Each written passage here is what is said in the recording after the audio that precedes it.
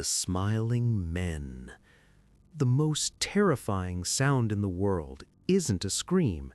It's a soft, polite knock on your door at 2 in the morning.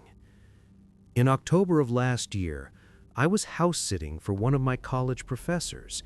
His house was nestled in one of those secluded, wealthy neighborhoods where the houses are set far back from the road, separated by long driveways and patches of dense, private woods.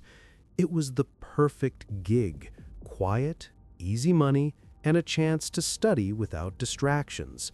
The professor's only rule was no parties, as if I had anyone to invite.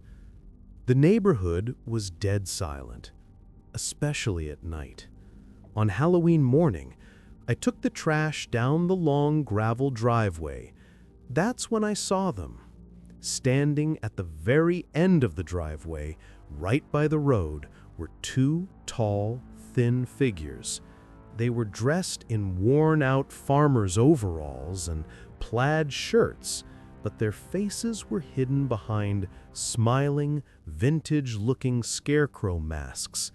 The painted smiles were wide and unnervingly cheerful. The moment they saw me, they didn't run. They just turned in unison and walked stiffly into the trees that lined the road, disappearing from sight. It was bizarre, but it was Halloween. I wrote it off as high school kids planning a prank. The day was uneventful. As night fell, I put a bowl of candy by the door out of sheer tradition, but the street remained a black, silent void. No lights, no trick-or-treaters. I was in the living room watching a movie when, around 8 p.m., a sharp knock echoed from the front door. My heart leapt into my throat. I hadn't heard a car, hadn't seen anyone walk up the long gravel driveway. I grabbed the bowl and opened the door. It was them, the two scarecrows. They stood there silently, their cheerful painted masks a horrifying contrast to the oppressive darkness behind them. One of them slowly lifted an empty plastic pumpkin bucket, holding it out as if asking for candy. The gesture was so deliberate, so theatrical, it felt like a threat. I said nothing. I just slowly closed and locked the door.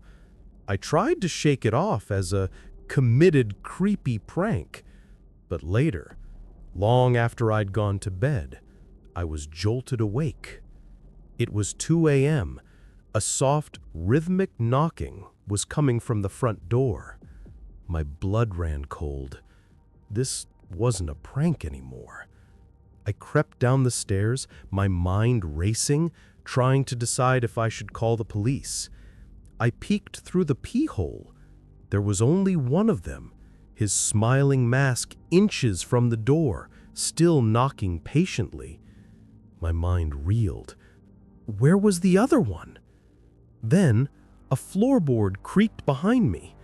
I spun around.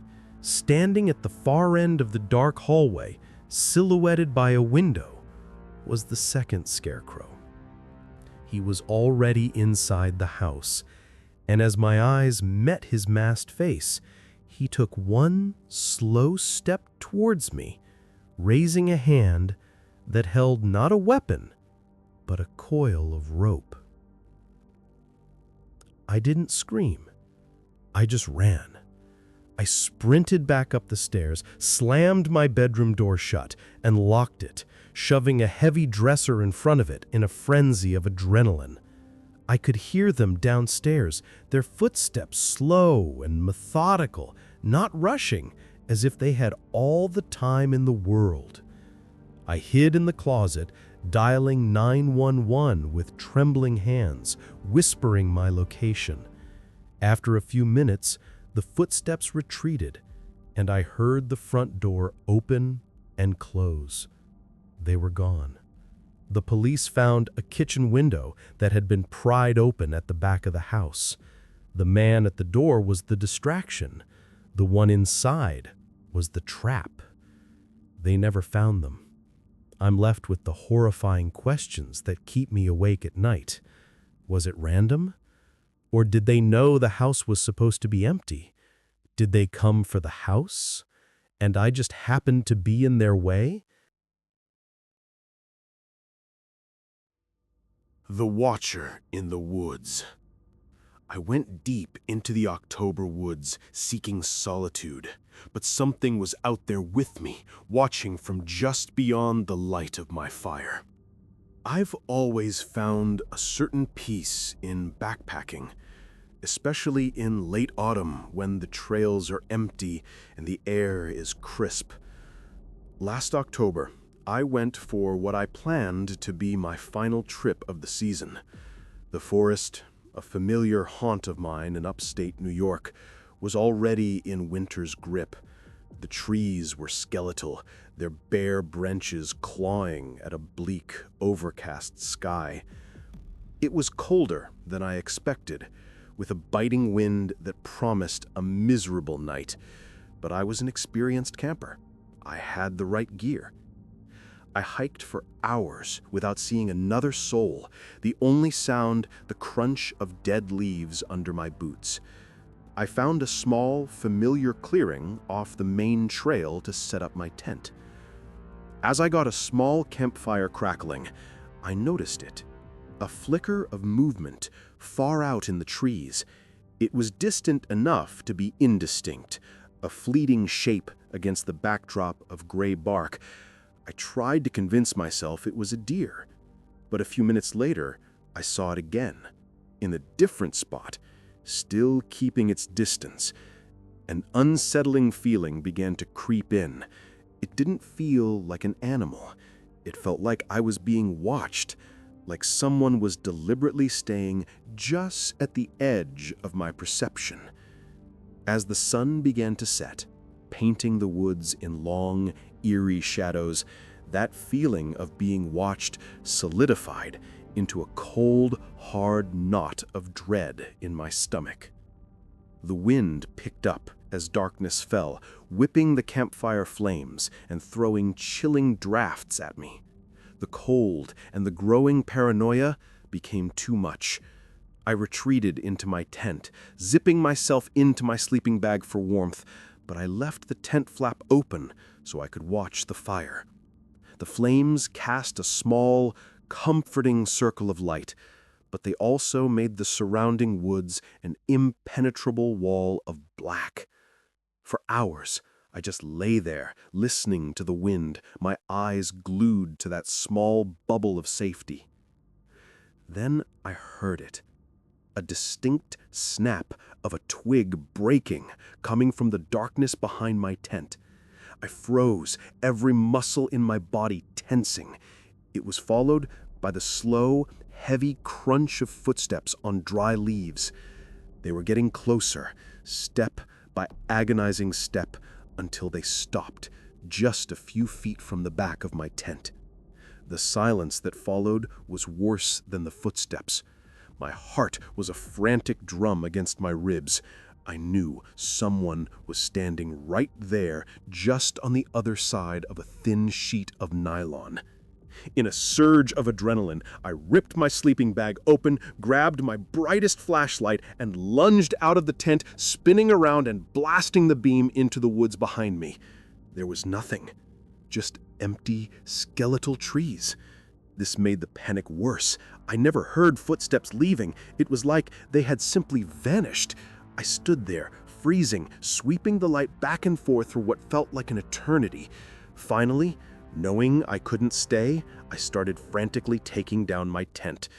Just as I began to fold the fabric, a man stepped out from behind a large oak tree right across the campfire from me.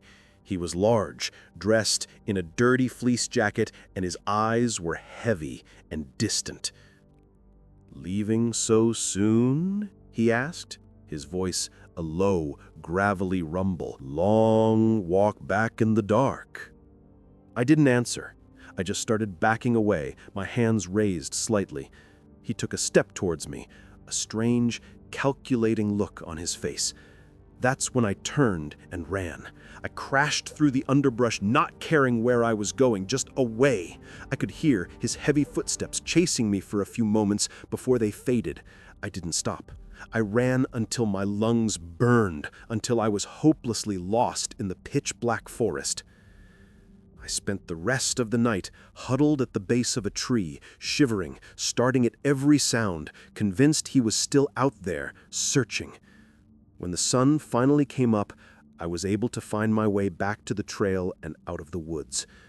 I never saw him again, but I know with absolute certainty that he had been stalking me all day, watching me, waiting for the dead of night to make his move. Why he revealed himself when he did, I'll never know. Maybe my decision to pack up ruined his plan. Or maybe the chase was the whole point.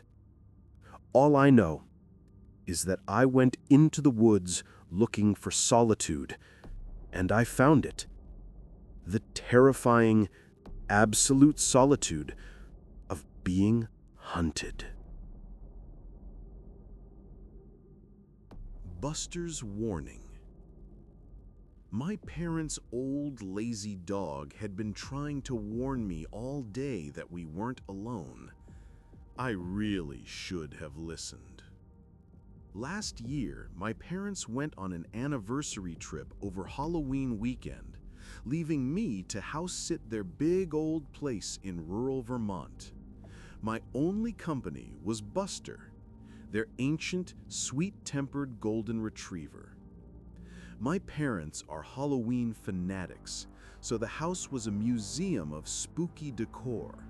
Scarecrows propped on the porch, motion-activated skeletons in the bushes. I figured it would be a quiet, uneventful weekend. But from the moment my parents' car pulled out of the driveway, Buster was instantly on edge. He was normally a living, breathing rug, but today he refused to settle, instead pacing restlessly from room to room and ending at the back door, where he'd let out a low, mournful whine while staring out at the dense woods that bordered the property. I tried to calm him down, assuming he just missed my parents, but his anxiety was contagious. Later that afternoon, I took him into the backyard to play fetch. He wasn't interested. He walked to the edge of the lawn, stopped, and just stared into the tree line, his body rigid, the fur on his back bristling. He let out a single low growl. It was so out of character for him that a chill went down my spine. I called him back inside, my eyes scanning the dark, silent woods. I saw nothing. As evening fell, the house felt colder, bigger. One of the motion-activated ghouls on the front porch went off, its plastic screech echoing through the house, making my heart leap into my throat. I told myself it was just the wind. Buster knew better. Around 11 p.m., I knew I had to take Buster out one last time before bed. A knot of pure dread tightened in my stomach. I opened the back door, flicking on the bright floodlight that illuminated the yard. Buster wouldn't go out. He stood in the doorway, whining, looking from me to the darkness and back again. I gently nudged him, telling him it would be quick. He took a few hesitant steps onto the grass, then froze completely. He wasn't looking at the woods this time. He was staring at the small, dark porch of an old garden shed at the far edge of the lawn. I followed his gaze, and my blood turned to ice. A shape detached itself from the shadows of the shed's porch. It was a man, and his face was hidden by a crude burlap sack mask with jagged holes cut for eyes. In one hand, he held a long, rusty crowbar. He He started walking slowly, deliberately across the lawn towards me. I was paralyzed, unable to even scream. But Buster wasn't, with a sound I had never heard him make, a deep, ferocious roar. He charged. He sprinted across the yard, a golden blur of teeth and fury. The man in the mask stopped dead in his tracks, clearly terrified by the sudden attack. He stumbled backward, turned, and scrambled back into the darkness of the woods. I slammed the door, my hands shaking so violently I could barely work the lock, screaming for Buster to come back inside. I called 911. When the police arrived, they found fresh footprints around the shed and leading into the woods, but nothing else. As one of the officers did a final check of the house's perimeter, he called me over to the side of the house. He shined his flashlight on a small, grimy basement window, half hidden by overgrown bushes. The latch had been broken, the window pried open just enough for someone to slip through. A wave of nausea washed over me, as the entire day clicked into place with horrifying clarity. Buster wasn't whining because someone was outside the house. He was on edge all day because he could hear or smell someone who was already inside, hiding in the basement, waiting. The motion sensor on the front porch wasn't triggered by the wind. It was him, leaving the house to get his crowbar from the shed before coming back to finish the job. I wasn't waiting for a monster to get in. The monster was just waiting for me to go to sleep.